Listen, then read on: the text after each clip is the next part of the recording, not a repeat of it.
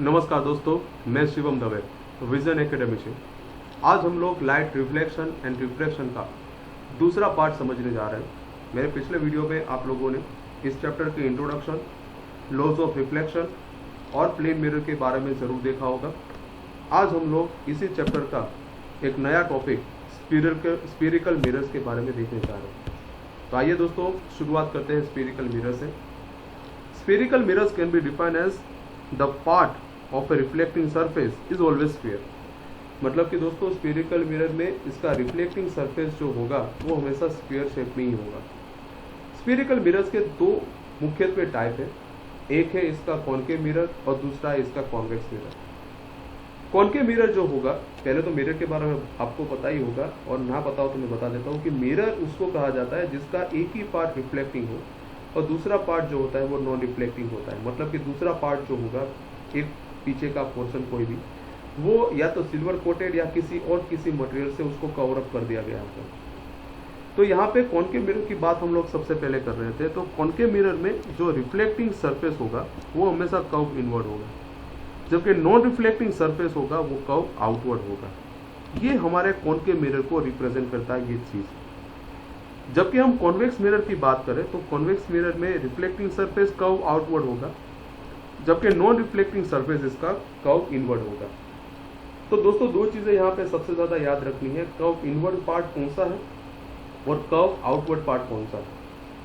इसके लिए आप सिंपली आपके घर में किसी एग्जाम्पल को भी ले सकते हैं। जैसे कि किचन के अंदर आप जो स्पून देखते हो वो एक स्फीरिकल मिरर का एग्जाम्पल ही है, जहाँ पे आपको कर्वेचर शेप दिखाई देगा और उसी कर्वेचर शेप के मुताबिक आपको कॉनकेव और कॉन्वेक्स मिरर उसमें बना सकते हो, और इमेज कैसी दिखेगी वो हम आगे जाके समझेंगे। और वही समझने के लिए जो सबसे ज़्यादा इम्पोर्टेंट टर्म्स ज़रूरी है, अब हम लोग वो समझने जा रहे हैं। तो हमारा नेक्स्ट टॉपिक जो है वो है terms which are used in mirrors. तो सबसे पहले इस फिगर को देखते हैं दोस्तों। ये फिगर के अंदर आपकी लेफ्ट हैंड साइड जो मिरर दिख रहा है वो कॉनकेव मिरर है और राइट हैंड साइड जो मिरर दिख रहा है वो कॉन्वेक्स मिरर है। यहाँ पे आप देख पा रहे हो कि मैंने एक शेडेड पोर्शन से सिल्वर कोटिंग ऐसा लिखा हुआ है, जो ये रिप्रेजेंट करता है कि वो part non reflecting surface. Concave mirror के सामने का पार्ट जो होगा वो रिफ्लेक्टिंग होगा, अब आपको पता ही है, जो कर्व इनवर्ड होगा। जबकि कॉन्वेक्स मिरर होगा उसका आउटर पार्ट जो होगा वो रिफ्लेक्टिंग होगा। तो दोस्तों, शुरुआत करते हैं सबसे पहले टर्म से, और वो है हमारा पोल। पोल एक्चुअली हमारे मिरर के रिफ्लेक्टिंग सरफेस का सेंटर होता है। Pole is nothing but the centre of reflecting surface of a spherical mirror. दोस्तों, मिरर का सेंटर नहीं, रिफ्लेक्टिंग सरफेस का सेंटर। पोल को रिप्रेजेंट किया जाता है कैपिटल पी से, सिंबॉलिकली उसको कैपिटल पी से रिप्रेजेंट किया जाता है। तो यहाँ पे आप फिगर में देख पा रहे हो कि पोल की पोजीशन हमारे रिफ्लेक्टिंग सरफेस में कहाँ पे होती है। पोल के बाद जो दूसरा इंपॉर्टेंट टर्म हमारा होगा वो है centre of curvature. Centre of curvature is actually the centre of imaginary hollow sphere. मतलब कि हमारा जो स्फीयर ऑफ ग्लास होगा उसका एक इमेजनरी सेंटर होगा। आमतौर पे जब हम मिरर बनाते हैं तो हमें वहाँ पे कोई सेंटर ऑफ कर्वेचर देखने को नहीं मिलता है, लेकिन ये जो मिरर्स बनते हैं, स्फीरिकल मिरर्स होते हैं, वो बनते तो एक तरीके के ग्लास से ही है, और उन सब ग्लासेस का एक सेंटर जरूर होता है, और वही सेंटर हमारा सेंटर ऑफ कर्वेचर है। मतलब कि कर्वेचर का एक सेंटर जो कि इमेजनरी पार्ट के तौर पे हम लोग यहाँ पे कंसीडर करते हैं, क्योंकि हम देख नहीं पाते हैं उसको। सेंटर ऑफ कर्वेचर को रिप्रेजेंट किया जाता है कैपिटल सी मदद से। अब सेंटर ऑफ कर्वेचर के अंदर यहाँ पे आपको एक चीज खास याद रखनी है, और वो है कि सेंटर ऑफ कर्वेचर आपके मिरर का पार्ट नहीं है, वो हमेशा रिफ्लेक्टिंग सरफेस के बाहरी सतह पे, मतलब बाहर की तरफ वो लाइज करता है। सेंटर ऑफ कर्वेचर की पोजीशन मिरर के मुताबिक अलग अलग होती है। अगर आपके पास कॉनकेव मिरर है तो सेंटर ऑफ कर्वेचर उसके सामने की तरफ होगा, in front of the reflecting surface, और अगर कॉन्वेक्स मिरर है तो रिफ्लेक्टिंग सरफेस के पीछे होगा, means behind the reflecting surface. So that means depend upon the position of the center of curvature, we can also identify the which mirror we do है। तो इस तरीके से सेंटर ऑफ कर्वेचर की position अलग अलग है, वो हमें पता चल जाती है ये डिस्क्रिप्शन की वजह से।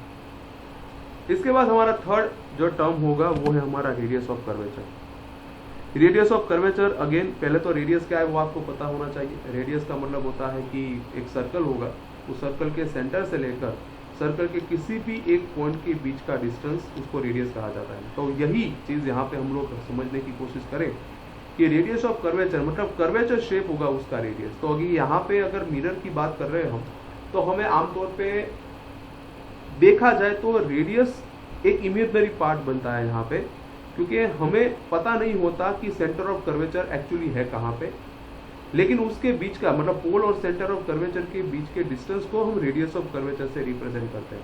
आपको लगेगा कि इसे दिखता नहीं है तो कैसे हम फाइंड कर सकते हैं दोस्तों, उसके लिए एक स्पीरोमीटर नाम का इंस्ट्रूमेंट है हमारे पास।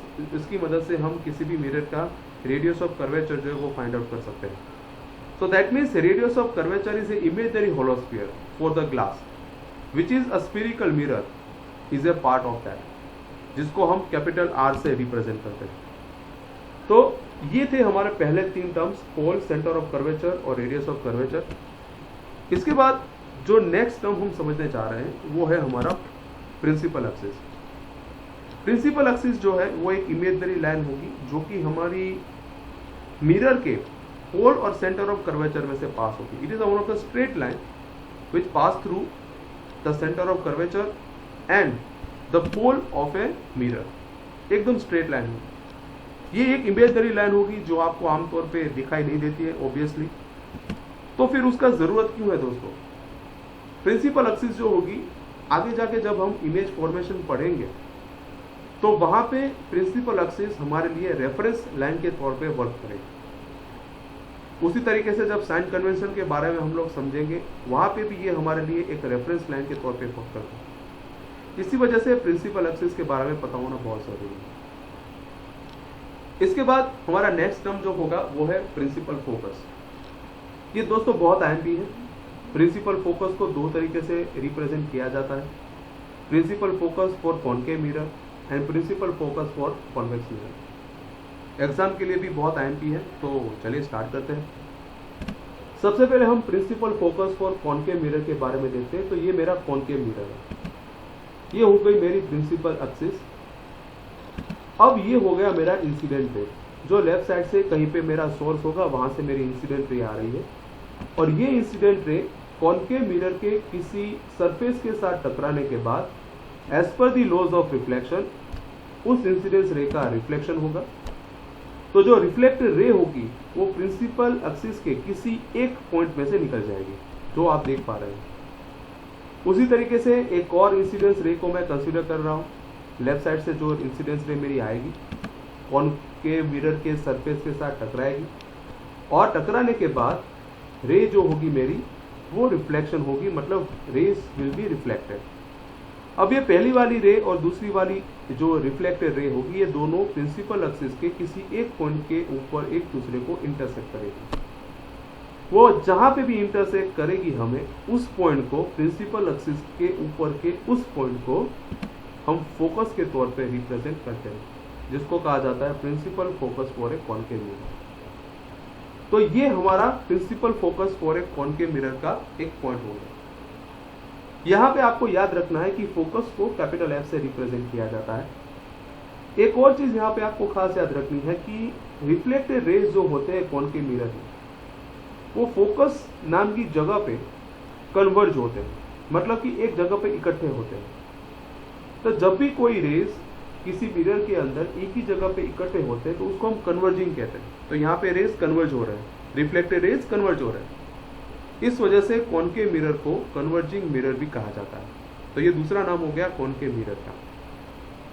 आइए दोस्तों बात करते हैं principal focus for a convex mirror. तो ये सामने आप देख रहे हो, ये हमारा कॉन्वेक्स मिरर है, ये हमारा प्रिंसिपल एक्सिस है। अब यहाँ पे कॉन्वेक्स मिरर में रिफ्लेक्टिंग सरफेस होगा वो कर्व आउटवर्ड होगा। तो एक इंसिडेंस रे आएगी जो हमारे कॉन्वेक्स मिरर के सरफेस के साथ टकराने के बाद एज पर द लॉज ऑफ रिफ्लेक्शन क्या होगा, हमारी रे जो होगी वो डाइवर्ज हो जाएगी। तो ये हमारी रे जो दिख रही है वो हमारी रिफ्लेक्टेड रे। एक और रे इंसिडेंस रे कंसीडर करते हैं जो इसी तरीके से हमारे कॉन्वेक्स सरफेस के साथ टकराने के बाद डाइवर्ज हो जाएगी, जो हमारी रिफ्लेक्टेड रे है। दोनों रिफ्लेक्टेड रे डाइवर्ज हो रही है, मतलब दूर दूर जा रही है, वो दोनों एक दूसरे को अपनी लेफ्ट साइड के ऊपर तो कहीं पे इंटरसेक्ट नहीं करेंगे, लेकिन ये दोनों रे रिफ्लेक्टिंग सरफेस के पीछे की तरफ एक दूसरे को इंटरसेक्ट करने की कोशिश करेगी प्रिंसिपल एक्सिस के किसी एक पॉइंट के ऊपर। This both the ray reflected rays will try to appear at the back side of reflecting surface and they will try to intersect each other on one point on a principal axis. उस point को दोस्तों कहा जाता है focus, principal focus for a convex mirror. तो यहाँ पे दोस्तों हमें ये पता चलता है कि रेज जो होती है, रिफ्लेक्टेड रेज जो होती है, वो डाइवर्ज हो जा रही है। इसी वजह से ये जो हमारा मिरर है उसको हम डाइवर्जिंग मिरर के तौर पे भी रिप्रेजेंट करते हैं। तो convex mirror is also known as diverging mirror. अब इन दो पॉइंट को समझने के बाद हमें यह पता चलना चाहिए कि जो पोजीशन होगी फोकस की, वो कॉनकेव मिरर में हमेशा रिफ्लेक्टिंग सरफेस के सामने होगी, जबकि कॉन्वेक्स मिरर में वो उसकी पोजीशन रिफ्लेक्टिंग सरफेस के पीछे की तरफ आती है। तो ये पॉइंट आपको खास याद रखना है। अब प्रिंसिपल फोकस की मदद से एक छोटा सा टर्म यहाँ पे बनता है और उसका नाम है फोकल लेंथ। आपका पोल तो आपको याद ही है कि रिफ्लेक्टिंग सरफेस मिरर का होगा, उसका सेंटर। तो पोल और फोकस के बीच के डिस्टेंस को फोकल लेंथ कहा जाता है, जिसको हम स्मॉल एफ की मदद से रिप्रेजेंट करते हैं। तो याद रखिएगा दोस्तों, कैपिटल एफ का मतलब होता है फोकस और स्मॉल एफ का मतलब होता है फोकल लेंथ। तो ये था हमारा प्रिंसिपल फोकस, एक इंपॉर्टेंट टॉपिक। इसके बाद हमारा आज का लास्ट टॉपिक यह आएगा एपर्चर। एपर्चर और कुछ नहीं है बल्कि आपके मिरर के रिफ्लेक्टिंग सरफेस का डायामीटर है।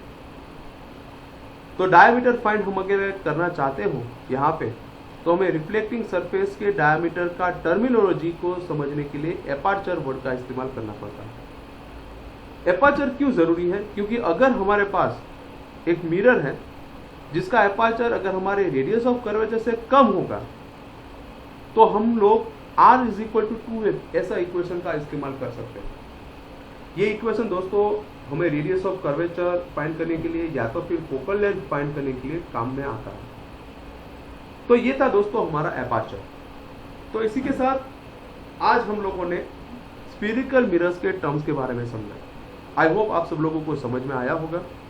अगर आपको समझ में आया है, पसंद आया है, तो इस वीडियो को शेयर कीजिए, लाइक कीजिए, दिए गए हुए चैनल को सब्सक्राइब कीजिए।